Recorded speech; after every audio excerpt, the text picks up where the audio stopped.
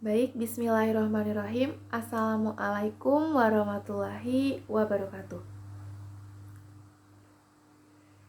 Perkenalkan, saya Tika Dwi Ananda dengan NIM 112210007 dari kelas MA22CA01. Pada video kali ini, saya akan sedikit menyampaikan perihal pendapat saya mengenai perpajakan pada pelaku UMKM di Jawa Barat, tepatnya di Kota Bekasi. Tentunya sebagai syarat pemenuhan nilai UTS di perpajakan semester 6. Baik. Jadi, apa sih UMKM itu? UMKM ini merupakan singkatan dari usaha mikro, kecil, dan menengah. Usaha mikro, kecil, menengah ini dikatakan berbeda dari segi asetnya. Jadi mikro, kecil, juga menengah mempunyai standar aset yang berbeda. Nah, berdasarkan Undang-Undang Nomor 20 Tahun 2008, usaha mikro memiliki aset maksimal 50 juta rupiah. Sedangkan usaha kecil standarnya dari 50 juta hingga 500 juta. Dan standar aset untuk kelas usaha menengah sekitar 500 juta hingga 10 miliar. Baik, contohnya adalah contoh usaha kecil ini seperti warung-warung kelontong, warung-warung sembako, juga pedagang kaki lima, dan lain sebagainya, yang memiliki aset under 50 juta atau maksimal 50 juta. Berbeda dengan usaha kecil. Usaha kecil ini dikatakan ketika memiliki usaha dan memiliki aset sekitar 50 juta hingga 500 juta rupiah. Contohnya itu seperti store-store pakaian, store-store outfit, gitu. Juga seperti bengkel yang memiliki peralatan yang punya value senilai 50 juta rupiah hingga 500 juta rupiah. Dan yang terakhir, usaha menengah. Usaha menengah ini 500 juta hingga 10 miliar. Contohnya itu banyak banget seperti startup, juga pabrik-pabrik CV, atau usaha konveksi yang berskala sedang. Nah, UMKM ini mendapat perhatian khusus dari pemerintah seperti insentif pajak, pelatihan, pembiayaan KUR atau kredit usaha rakyat, dan program digitalisasi. Next, ada berapa sih UMKM di Kota Bekasi? Nah, berdasarkan riset dan data dari Badan Pusat Statistik BPS Provinsi Jawa Barat pada tahun 2023, jumlah usaha mikro dan kecil UMK di Kota Bekasi tercatat sebanyak 15.156 unit.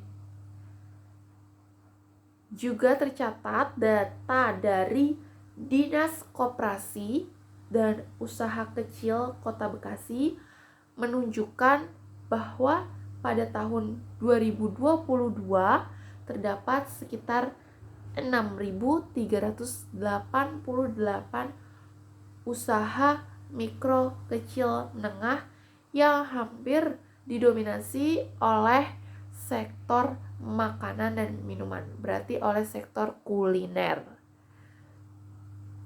Betul ya, banyak banget di Kota Bekasi kita temui UMKM yang bergerak di bidang kuliner, entah itu makanan atau minuman yang kita jumpai di alun-alun Kota Bekasi, juga di area Agus Salim. Itu banyak sekali UMKM yang memajukan dan bergerak di bidang kuliner. Nah, kenapa informasi dari 2022 hingga 2023 ini cukup signifikan perbedaannya dari sekitar 6.000 hingga 15.000 unit?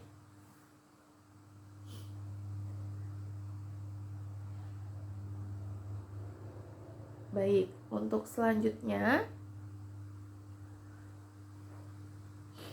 pelaku UMKM, usaha mikro, kecil, menengah ini tunduk terhadap kebijakan perpajakan nasional yang diatur oleh DJP atau Direktorat Jenderal Pajak.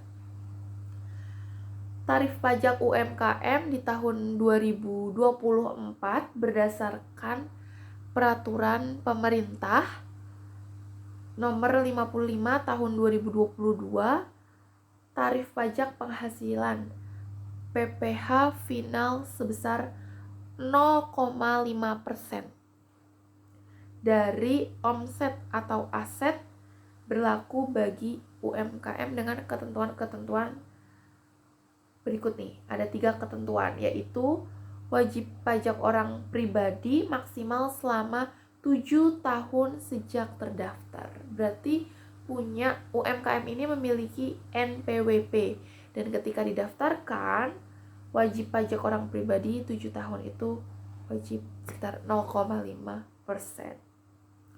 Yang kedua yaitu wajib pajak badan seperti firma, CV, ataupun koperasi itu maksimal selama 4 tahun.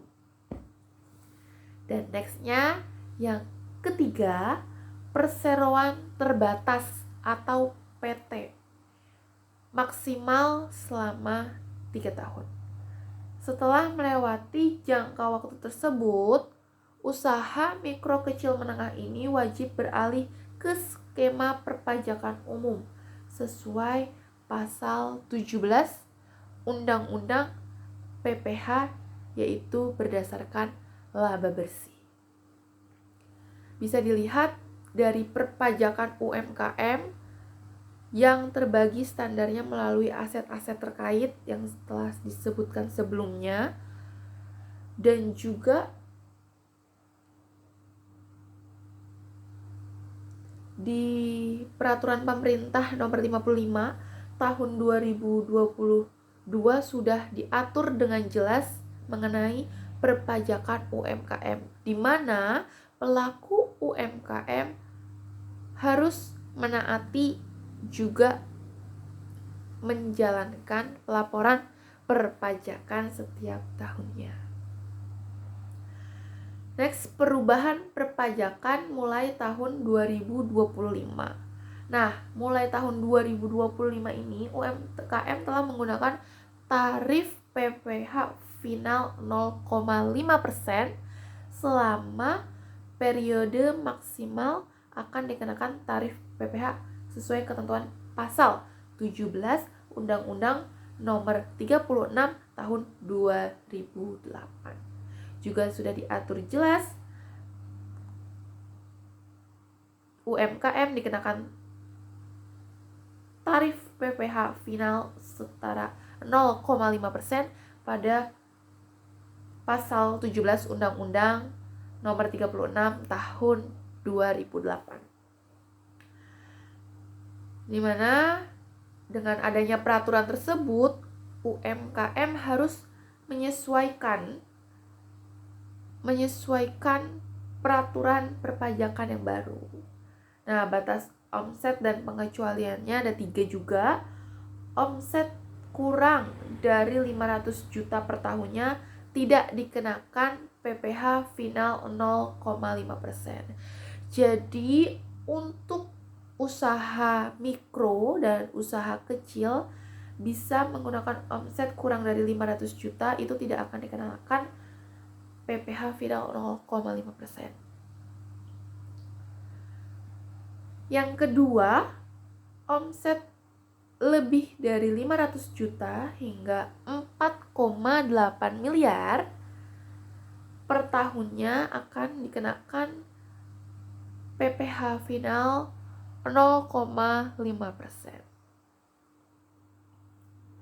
Juga omset lebih dari 4,8 miliar per tahun wajib menggunakan skema perpajakan umum sesuai pasal 17 Undang-Undang PPh. Baik, selanjutnya perpajakan pelaku UMKM mengenai dukungan pemerintah Jawa Barat untuk UMKM. Jadi apa aja nih dukungan pemerintah untuk memajukan usaha mikro kecil menengah di Jawa Barat? Nah, pemerintah Jawa Barat melalui Kanwil DJP Jabar 1 dan 2 aktif menyelenggarakan program-program untuk mendukung UMKM. Contohnya itu seperti UMKM naik kelas. Ada nih program usaha mikro kecil menengah naik kelas. Apa saja yang pemerintah salurkan? Pemerintah memberikan pelatihan, juga pendampingan agar UMKM dapat berkembang dan memenuhi kebijakan perpajakan dengan baik. Juga kegiatan Royang kita di 2024. Nah, kegiatan ini berjalan pada tahun 2024 dengan mengusung tema Royang kita 2024. Nah, apa nih fungsi serta tujuan dari kegiatan tersebut? Kegiatannya ini bertujuan untuk memperkuat peran UMKM sebagai tulang punggung perekonomian Provinsi Jawa Barat serta bisa mempromosikan produk-produk berkualitas dari usaha mikro, kecil, menengah Jawa Barat kepada masyarakat luas dan calon mitra bisnis. Baik, selanjutnya mengenai langkah-langkah yang perlu dilakukan UMKM.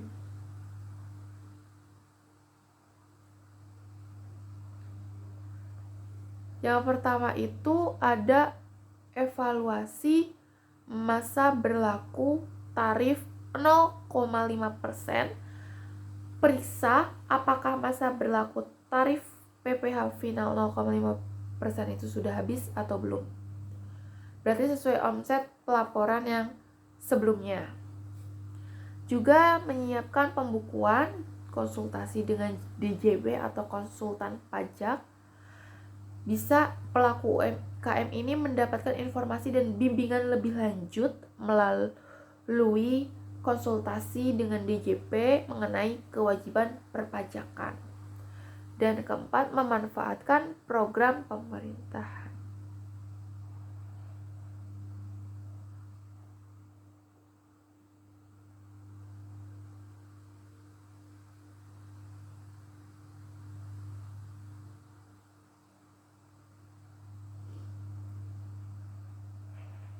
Nah, juga mengenai pelaporan pajak atau perubahan pajak PPN dari 11% beralih ke 12% untuk pelaku UMKM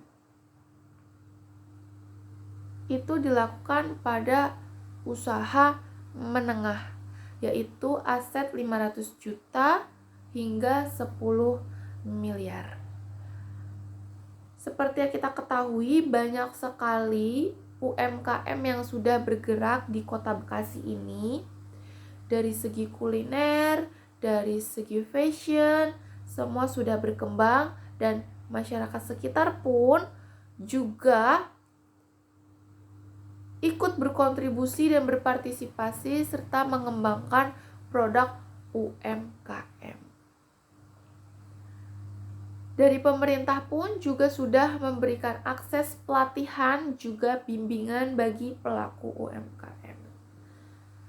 Baik, rekan-rekan semua, bisa dibayangkan jika kita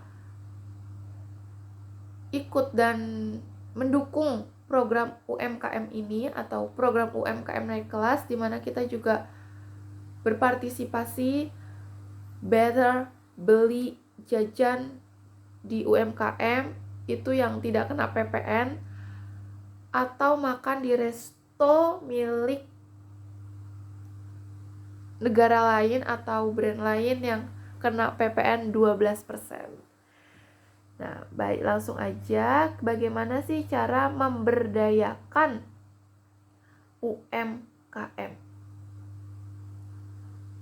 Cara memberdayakan UMKM tentunya kita ikut berkontribusi, memberikan dukungan agar usaha mikro, kecil, menengah ini bisa tumbuh berkembang.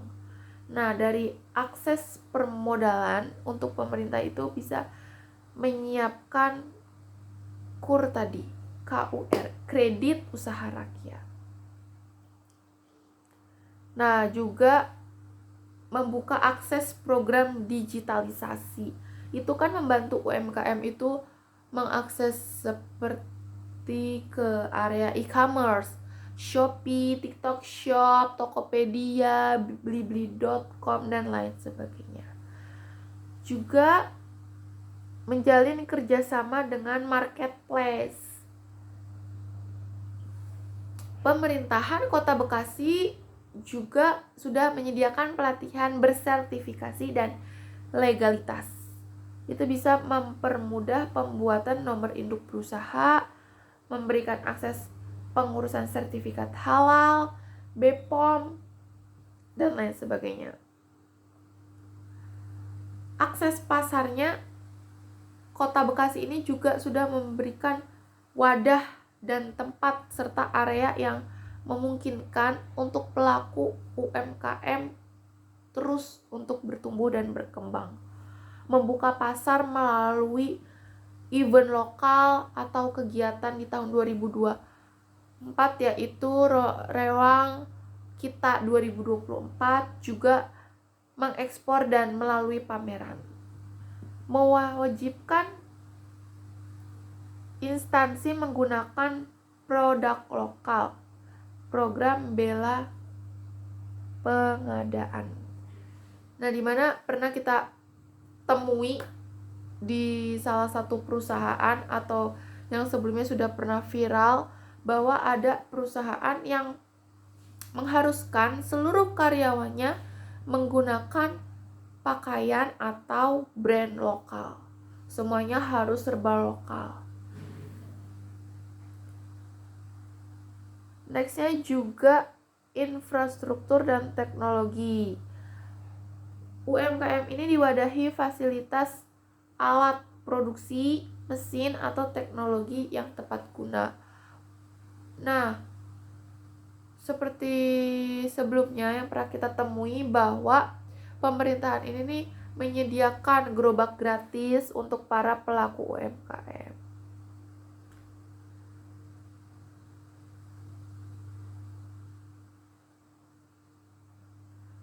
Cara-cara strategis lainnya untuk mengembangkan UMKM itu, pemerintah juga memberikan perlindungan hukum dan sertifikasi.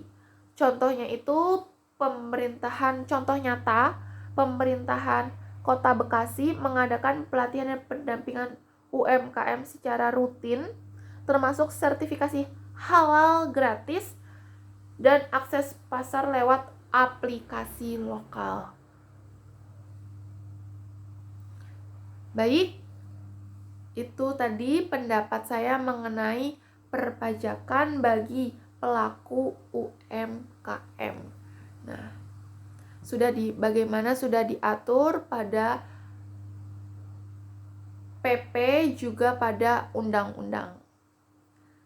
Dari segi pemerintah maupun pelaku UMKM harus bisa saling berkontribusi dan mutualisme, di mana UMKM melakukan pelaporan perpajakan secara rutin dan pemerintah memberikan akses serta fasilitas yang bisa mengembangkan para pelaku UMKM. Sekian, mohon maaf atas segala kesalahan dan kekurangannya. Wassalamualaikum warahmatullahi wabarakatuh.